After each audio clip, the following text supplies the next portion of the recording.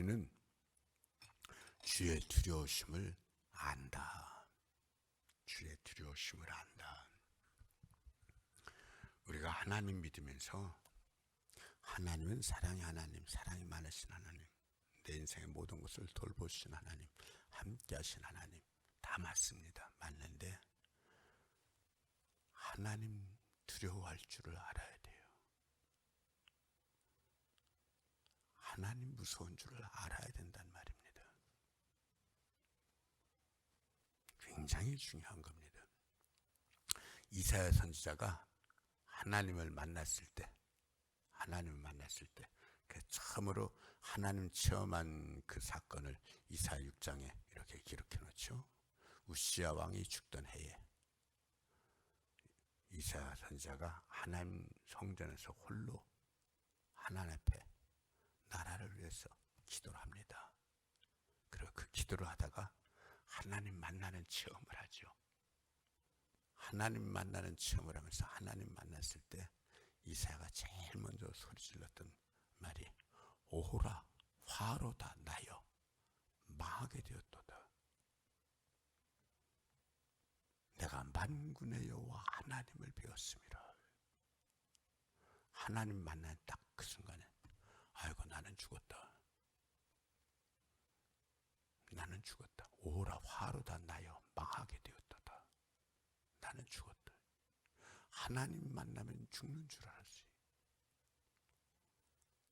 그리고 죽는 게 맞는 거였지. 그런데 그 다음에 이제 6장 계속해서 이렇게 얘기를 해요. 하나님께서 천사를 통해서 제단 숯불로 이사야의 입술을 찢어주시면서 하신 말씀이 내 죄가 사하여졌다. 내 죄가 사하여졌다. 결국 뭔 얘기예요? 죄인으로서 하나님 만나면 죽는다라는 거예요.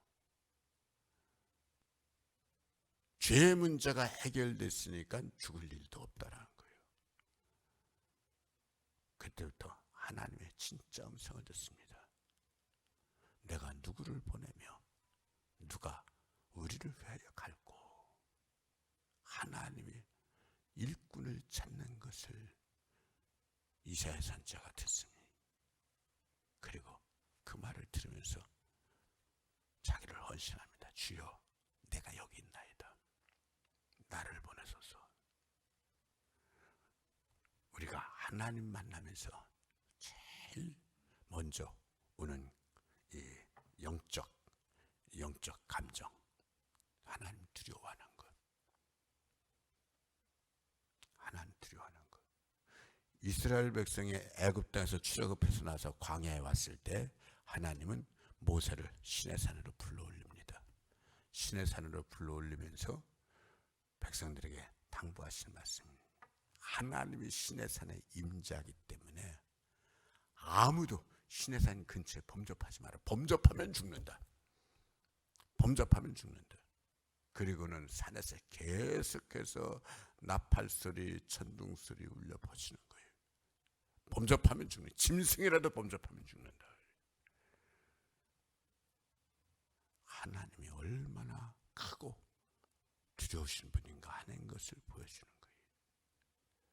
모세가 하나님과 함께 시내산에서 오랫동안 이렇게 하나님을 대면하고 그리고 내려왔을 때 이스라엘 백성은 하나님만 두려워하는 것이 아니라 하나님과 대면했던 모세조차도 두려워하기 시작했어요.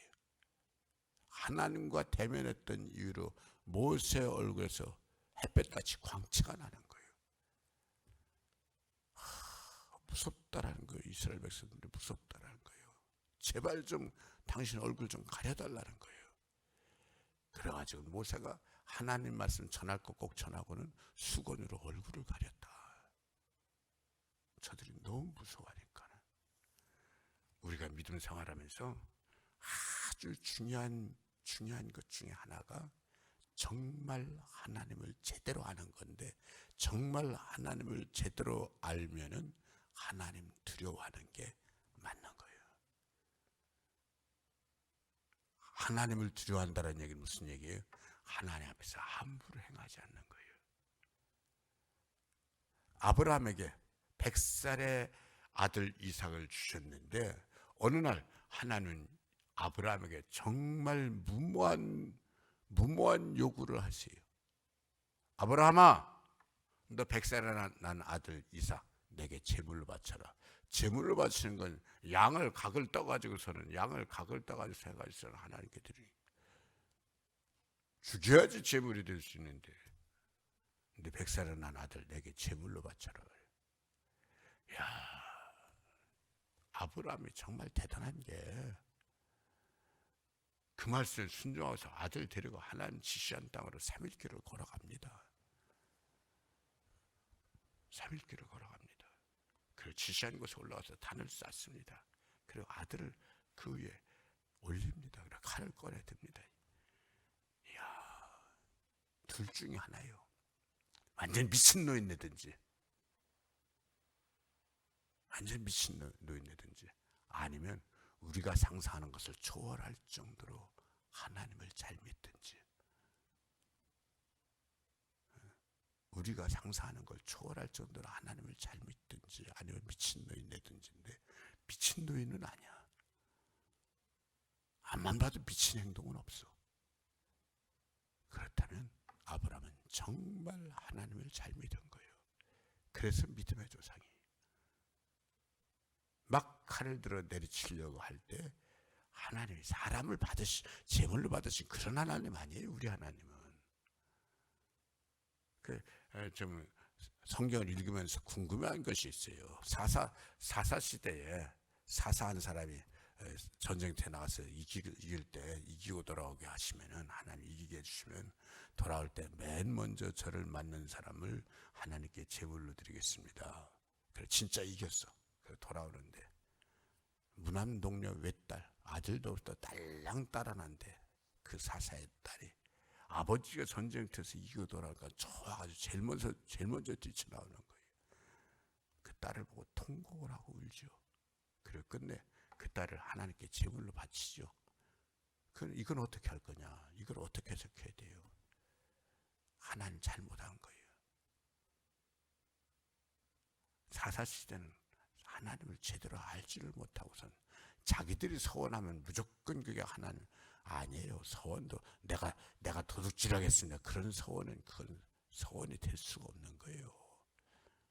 내가 사람을 죽이겠습니다. 그런 서원은 서원이 될 수가 없는 거예요. 왜요? 우리 하나님은 의로우신 하나님이기 때문에.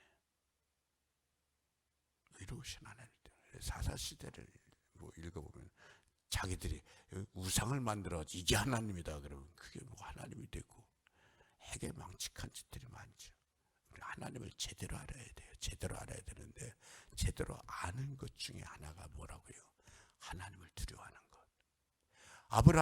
아브라함이 아들 이삭을 제물로 바쳤을 때 하나님께서 마지막 순간 스탑 시켜놓고는 뒤에 미리 산양 한 마리를 이렇게 가시던 불에 엉켜서 준비시켜서 그 산양을 제물로 바치게 했는데, 하나님께서 그때 아브라함에게 하신 말씀이 있어요. 아브라함아, 내가 나를 경외하는 줄을 내가 비로소 알겠다. 비로소라는 말은 순수한 우리말로 처음으로라는 말이에요. 처음으로. 그 말씀을 읽을 때마다 좀 이상해요. 하나님은 우리 중심을 보시는 분인데, 중심을 아시는 분인데 뭘 처음으로 비로소 내가 알겠다 그러세요? 아니에요. 하나님은 중심을 보셔 다 아심에도 불구하고 우리의 행동을 보기를 원하세요. 우리 중심, 나보다 나를 더 잘 아시는 분 맞아요. 그럼에도 불구하고 우리가 믿는 하나님은 우리의 행동을 보기를 원하세요. 왜요? 하나님 자신이 행동하시는 하나님이세요. 행동하시는 하나님. 신학대학교 처음 1학년 들어가가지고 신학이 아직 신자도 모르고 아무것도 모르죠. 아무것도 모르면서 이제 신학을 이렇게 공부하기 시작하는데, 전혀 이제까지 한 번도 들어보지도 못했던 하나님에 대해서, 하나님은 어떤 분이냐? God who acts. God who acts. 행동하시는 하나님. 행동하시는 하나님. 하나님은 행동하시는 하나님이다. 하나님은 아브라함의 중심을 다 보시고서 다 아실 수 있었을 텐데도 불구하고 아브라함이 행함으로 하나님 앞에 순종하는 것을 보기를 원하셨고, 그래서 가장 귀한 보물인 100살에 난 아들을 제물로 바치라고 그랬는데 그것까지도 순종하는 걸 하나님도 그걸 보고서 놀라시는 거예요. 그때 하나님께서 아브라함에게 하신 말씀, 내가 나를 경외하는 줄을 내가 비로소 알겠다. 경외라는 단어를 썼어요. 경외는 뭐예요? 경외는 하나님을 두려워하면서 사랑하는 거예요. 그냥 하나님을 사랑하는 게 아니에요.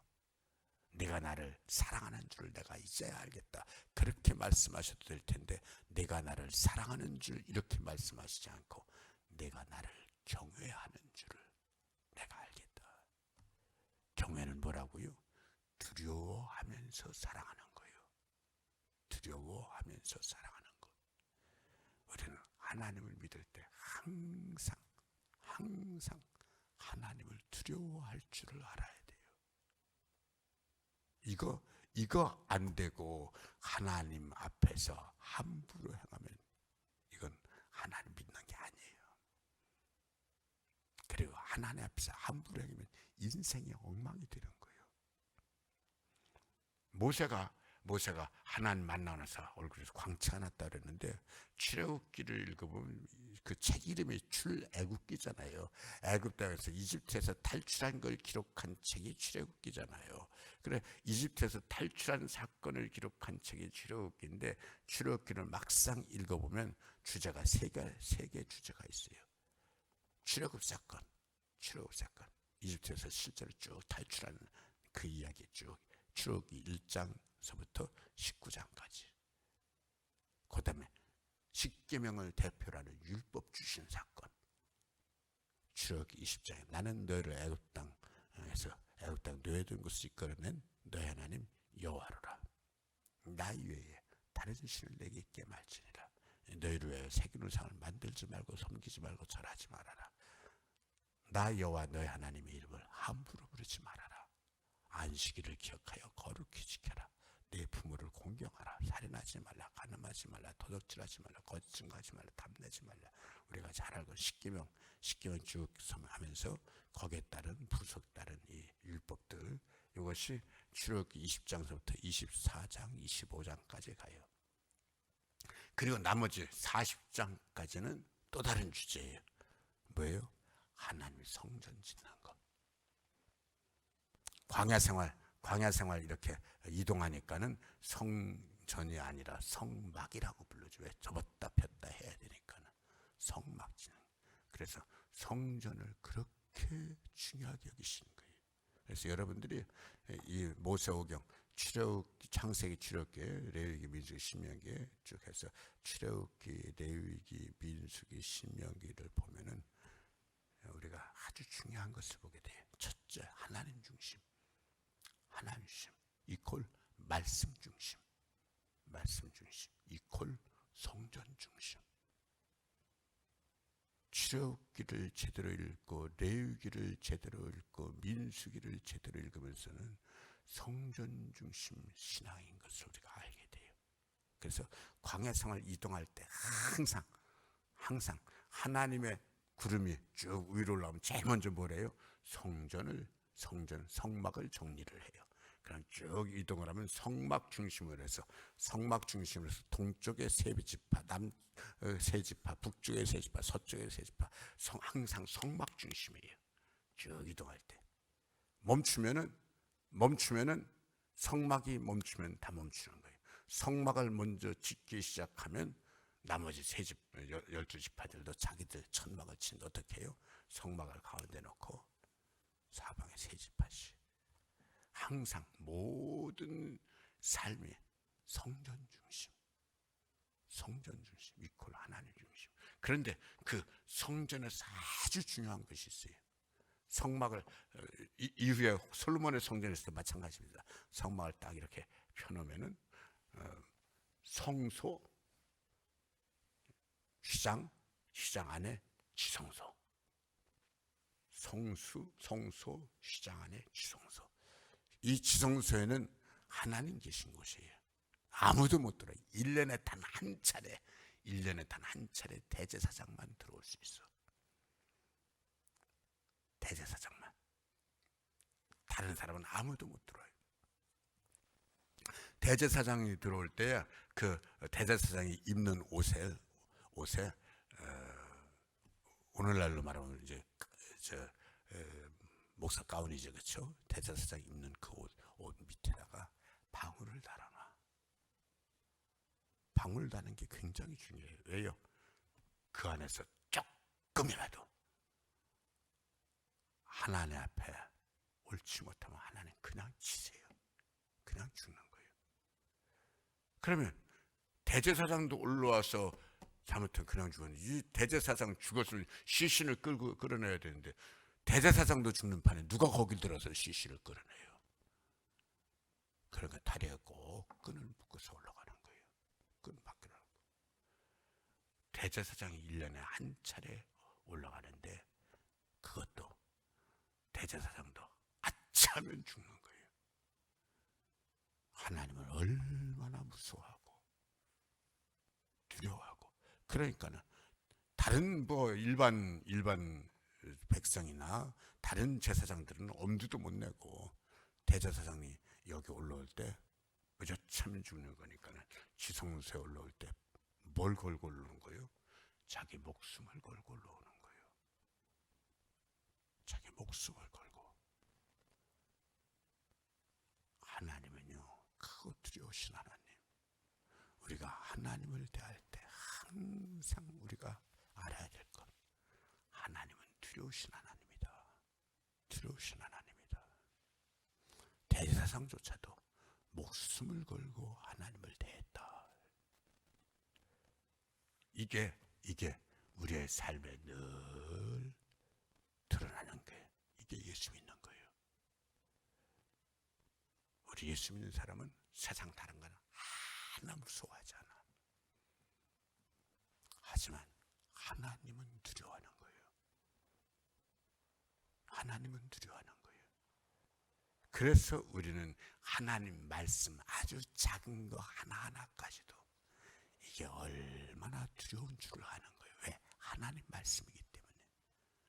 이 말은 다른 말로 말하면 하나님 잘 믿는 성도들은 말씀 하나하나가 두려운 줄 알기 때문에 그만큼 소중한 줄 알고 말씀을 안 놓치는 거예요. 손영환 목사님이 자기 두 아들을 죽인 그 청년을 자기 양아들로 삼고 사형장에서 건져내잖아요. 놔두면 사형당하니까는 양아들로 삼고서는 용서했다 해서 사형장에서 건져내요.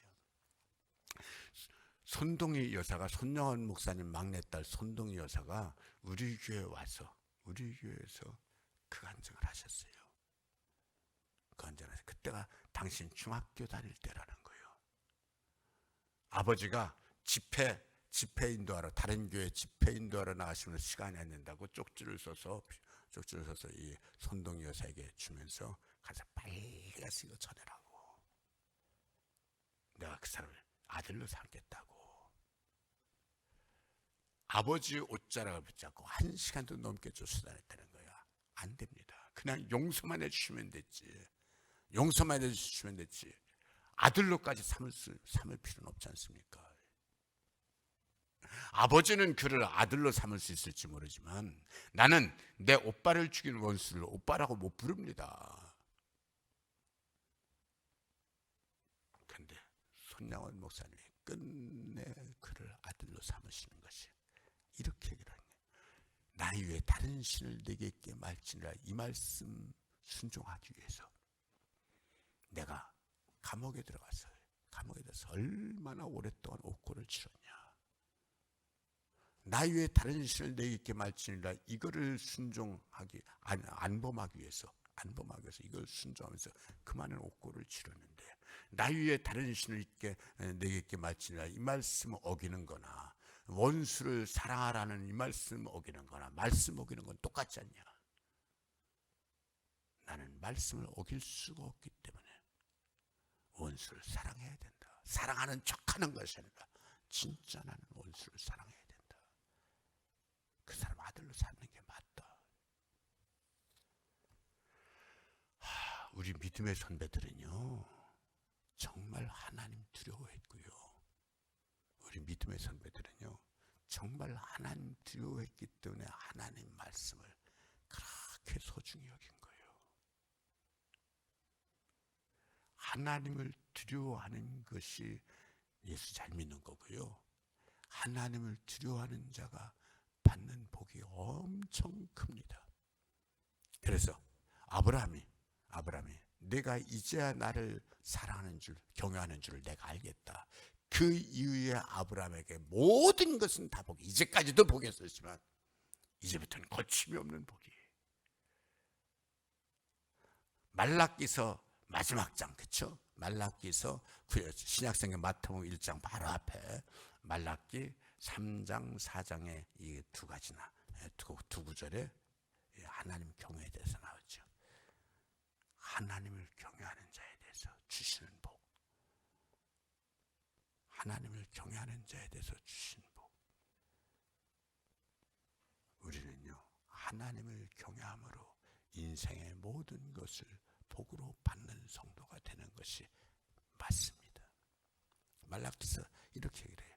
하나님을 경외하는 자는 외양간에서 나온 송아지처럼 뛰놀리라. 제가 다른 유명한 목사님들 설교 들어보니까는 외양간에서 나온 송아지처럼 뛰놀겠다라는 얘기를 하는데 그게 뭔 소리인 줄 모르고 말씀하시더라고. 그게 뭔 소리인 줄, 외양간에서 나온 송아지처럼 뛰놀리라 그 얘기를 하면서도 그게 뭔 소리인 줄을 알지를 못하고 말씀하셔. 저는 어렸을 때 시골에서 자랐기 때문에 그게 뭔 말인지 압니다. 송아지가 갓 태어난 지 얼마 안 된 송아지가요 기분이 좋을 때가 있어요. 기분이 좋을 때가 있으면 외양간에서 나와서 진짜 뛰놉니다. 진짜 뛰노는데 그냥 송아지가 네 발 달린 송아지 이러면서 뛰어가는 것이 아니라 그냥 춤을 춥니다. 춤을 추는데 어떻게 춥니까? 응대기를 반짝 들어가지고 응대기를 반짝 들어서 그러면서 뛰놉니다.